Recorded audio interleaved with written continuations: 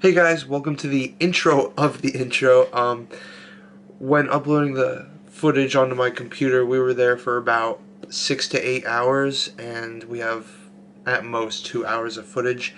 The footage completely disappeared. I don't know. I looked on every file, everything on the SD card, and could find nothing. It's not like the footage was corrupted or anything. It was literally just not even there. So I don't know what happened to it, but I just want to let you guys know that. So this video might be a little short, but I'm still going to try to make it a banger, obviously, but just to let you know. Alright guys, enjoy the video. Hey guys, welcome back to another video, and we we have made history here, guys. We just got invited to investigate at a friend of mine's house. None of that going to public places or anything. This is the very first time that a ghost hunting investigation has gone on here, and this is history for the channel. This is history for the group, you know? So I'm very excited for this one. They've had some things go on in the past. Not a lot of things happen presently, but there have been weird things in the past, which the owner, Kara, that I'm going to be interviewing in a bit, is going to talk about. And I'm just super excited for this. I am super excited. I'm pumped, and hopefully this is an absolute banger for you guys. We've been lacking on the ghost hunting for a little bit now because of some complications, but we are back in the game, and I am super stoked for this investigation. Alright guys, I'll see you there. Bye. So I'm here with the owner of the house, Kara. Say hi, Kara. Hi, Kara. Hi, Kara. So, I gotta ask, like, have you experienced anything here at all? And if so, what did you experience? Just generally strange things that you wouldn't expect.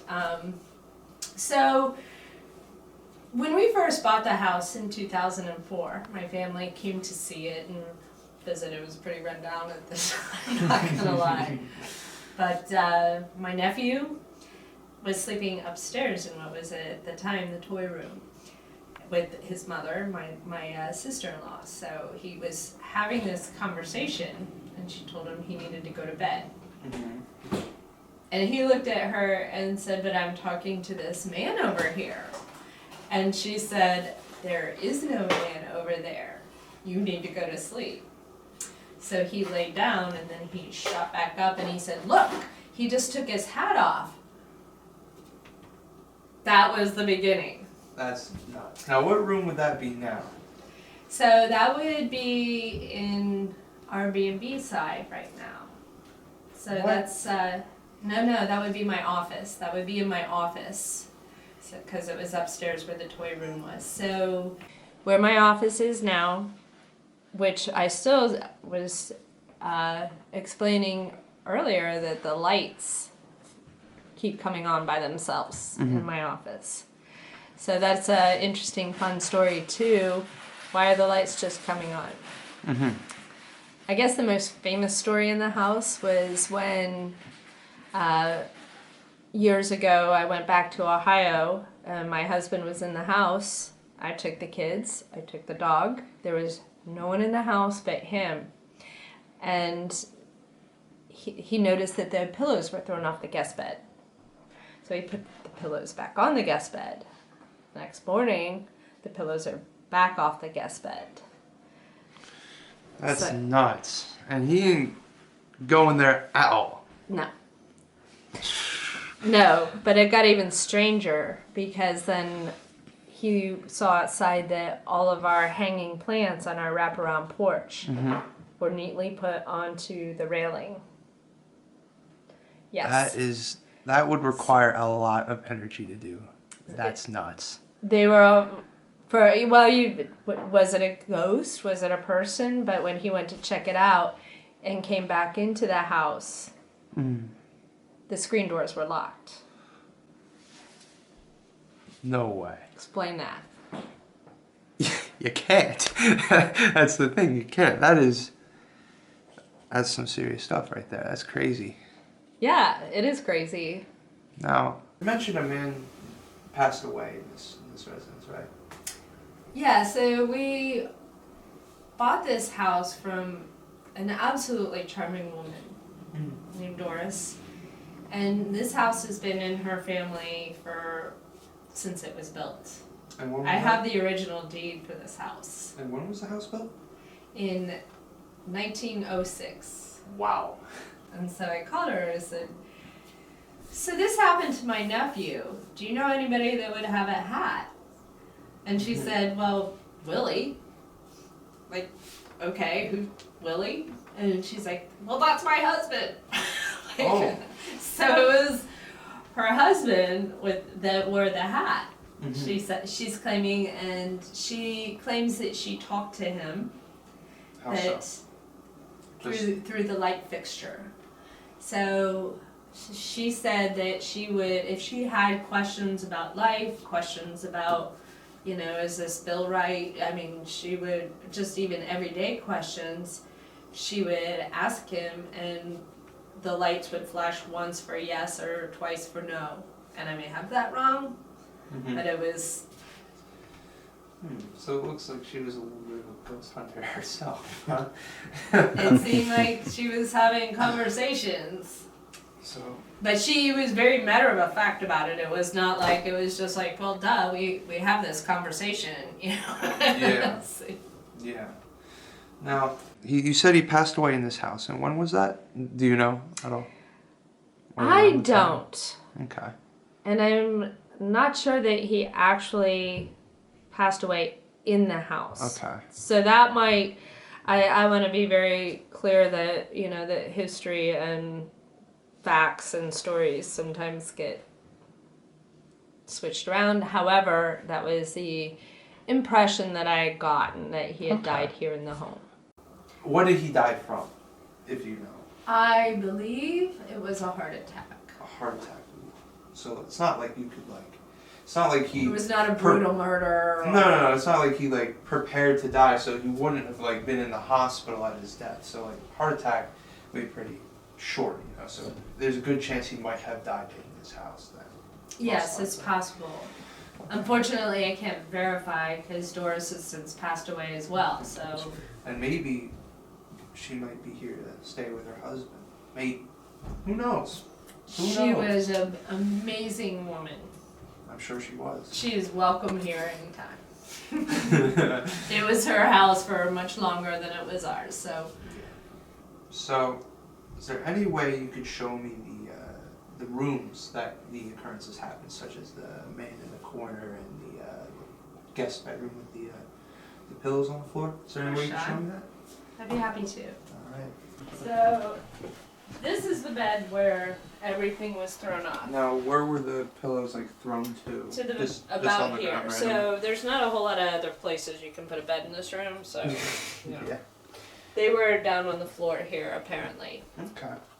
And then he put them back up, they got moved back down. Now, was it I mean, you weren't there obviously, but was it they were kind of thrown in that direction, or were they kind of looked like they were placed, or? I was not there, but I got the impression that they were thrown. Okay. Not neatly stacked. Okay. Otherwise, I think he would have said they were neatly stacked. Yeah, okay, I got it. Yeah.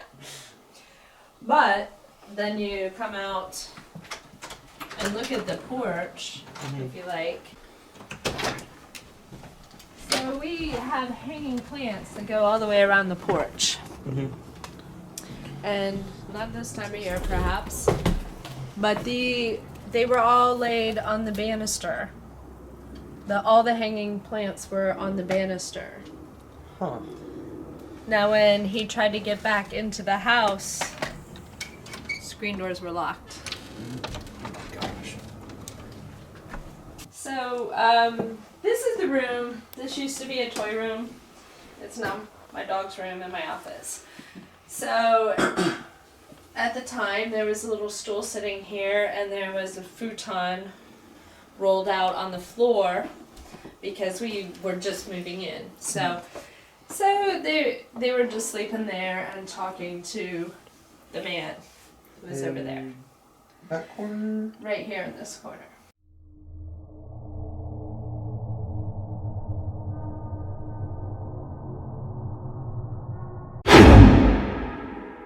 This door goes down to the room we were just in.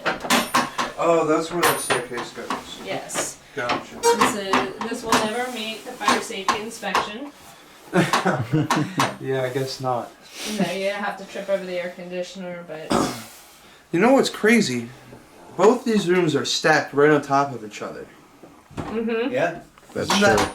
That ain't no coincidence, I don't think. Who knows, but this light, it's just a, regular desk lamp. But after my dad passed away, this is the hospice heart. Okay. And underneath the lamp is the hospice cards. So I put it there. And after I put it there, the light just, I turn it off, I come in, the light is on. I turn it off, I come in, the light is on. Now I just leave it on. Not its activity, but my son, when he was in junior high, was doing a Ouija board up in the attic. I just remember them coming running downstairs because their Ouija board had identified 4 spirits, and they were, I don't know if there was something started happening, but they were terrified. They came running downstairs. Upon hearing this story, I couldn't help but think that maybe the Ouija board had opened up a spiritual portal into their home. Could this be the cause of all their paranormal activity? Well, if that's everything, thank you so much. Absolutely. And, of course, you're joining us, so, I think it's time to go lights out. time to go lights out, guys. See ya. When we began our investigation, we split off into 2 teams. Aiden, my dad, and Kara head down into the kitchen, where it is said that the old homeowner used to communicate to her husband through the lights. While me and Matt go upstairs into the room where the little boy saw the apparition of a man with a hat on. Unfortunately, all Matt and I's evidence from upstairs is no longer on my SD card. It is lost. So we have 0 footage from up there, but we did get a few spirit box responses, but not much. So, if you go near that box, we'll see those numbers rise and fall. So there's more than one way to communicate here. If you go near the box and you touch the screen, we'll feel your energy, we'll see your energy, and we'll be able to read it. So if you can go near the box, so it was at 0.2, it went to 0.3, and then that turned on. No, that 0.5, 0.6. 0.7, that's the highest it's been. Yeah, I can't read the screen on here. That's fine. But, yeah. Okay, well thank you. If you touched the light, if you touched the box and you made those numbers go up, that's fantastic. Now to try to get some communication going, if you move away from the box and the flashlight, that number should come down, and maybe you can turn the flashlight off. Let's try that.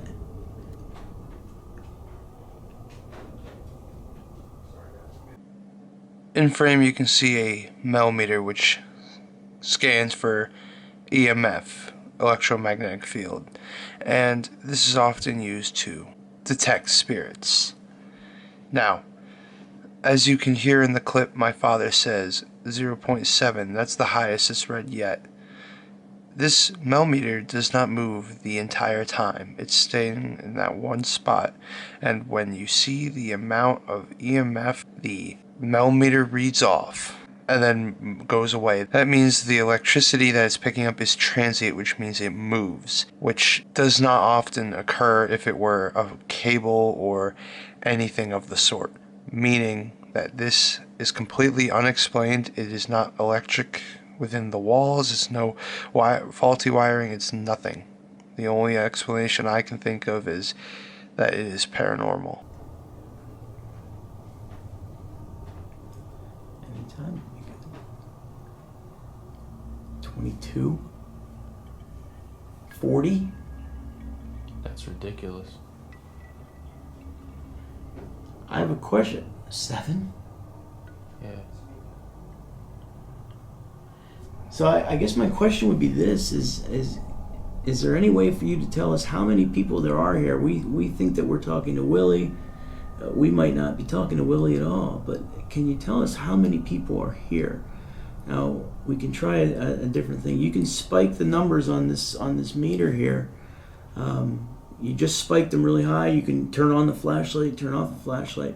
If there's one person that we're speaking with, one energy, go ahead and spike the meter or turn the light on. If there's one person here. 21. And back to 7. So let's try again. Is there 2 people here? 63. And it blinked twice. Are there 3?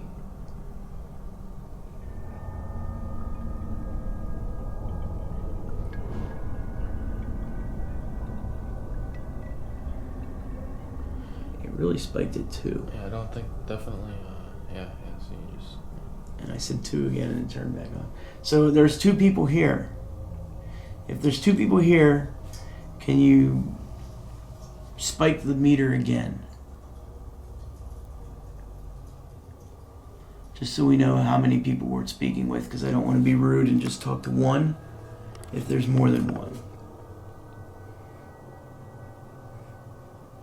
Mom taught me better than that. Yeah. At least I think so. She'd like to think so. So there's, I'm going to say there's 2 people here. Am I correct? Can you make the light go on or the meter spike if there's 2? Just for clarification. Now there's nothing on the meter. Absolutely nothing. Is one of them, or is the other one talking to our friends in the other room?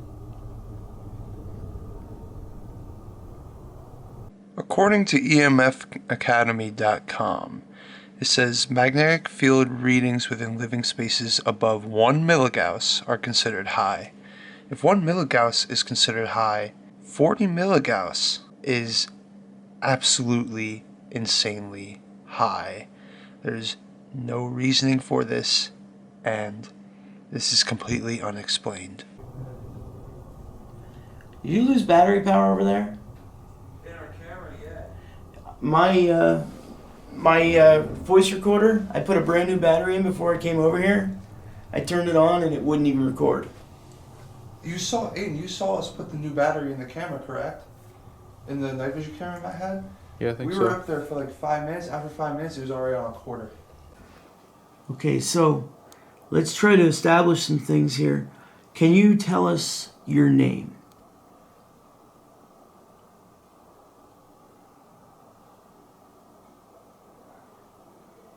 Can you tell us how many spirits are here with us today? Is it? I believe there's 2. You had spiked and turned on the flashlight earlier when we asked for 2. Can we clarify that? We're going to play back and see if we can hear you.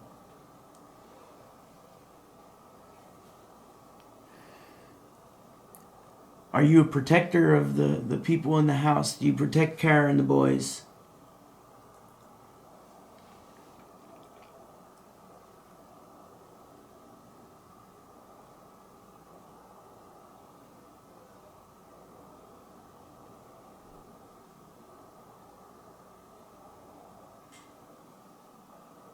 I believe they do.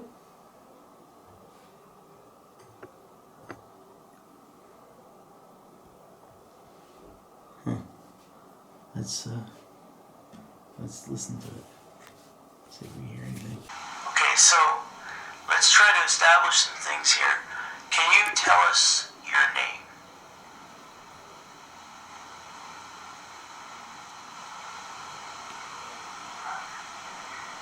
Can you tell us how many spirits are here with us today? Did you hear that? Yeah. I totally heard that. 2. Is it? I believe there are 2. How many spirits?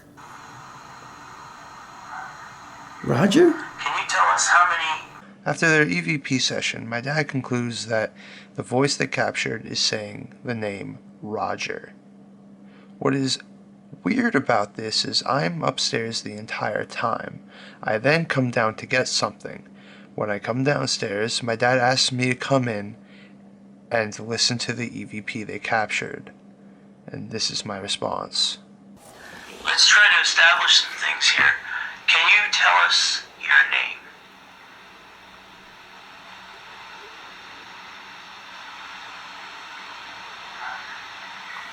Can you tell us how many? It sounds like Roger to me. Giddy up. Oh my god. I said Roger. That's crazy. No way. You rolling or no? That's who I thought it was. It sounds like Roger. Sounds like Roger. Something out of the ordinary there. Okay, so let's try to establish some things here. Can you tell us your name?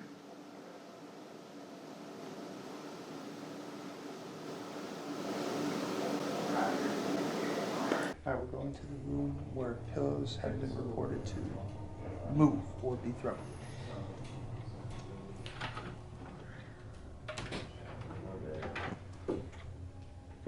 Yep. Let's go.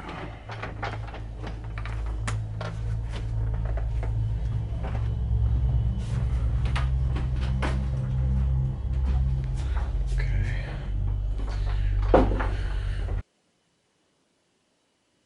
If the woman that was upstairs is indeed with us here, can you tell us your name?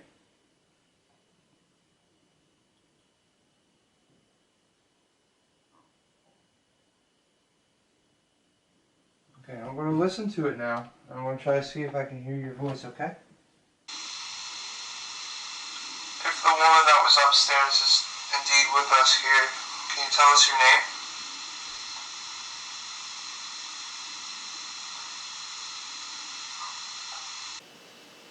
If the woman that was upstairs is indeed with us here, can you tell us your name?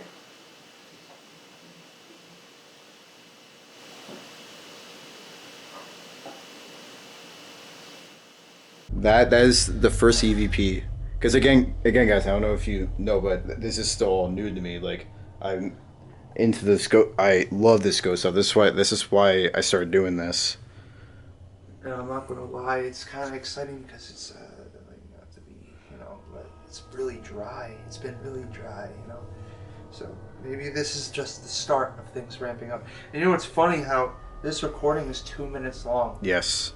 We 2 capture minutes. that. At We the capture very that last question. with like 15 seconds left. Very last question we ask. If it's okay with you guys, I would like to spend like just a couple minutes by myself with the spirit box. It's fine by me. I have a spirit box going, and it's just me in here now. Can you talk to me?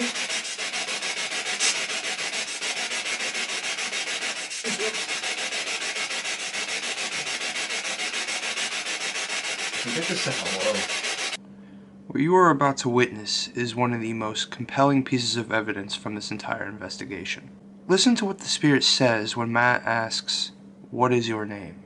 Can you speak as loud as you can? Tell me your name, please.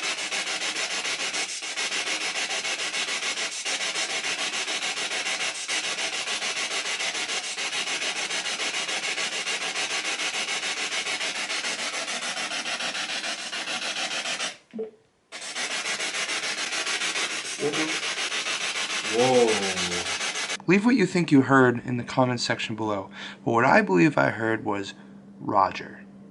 Could this be the same Roger from before? The same spirit? Now what I'm going to do is play the EVP and the spirit box voice back to back. Let me know if you think it's the same spirit. But keep in mind that it's using two different devices, so the output is going to be different for each. Whoa. I want to see, you mind staying in here, Kara? Asking questions? I don't even know what questions to ask. Just ask anything you want, anything you're curious about. After putting Kara in the room and walking away, she starts asking questions. And throughout the whole 10 minutes she was in there by herself asking questions, she gets one response. Let's hear it. I thank you for your protection.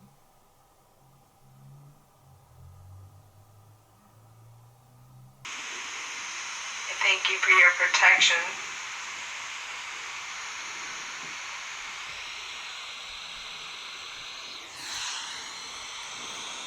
That sounded like a whisper. I thank you for your protection.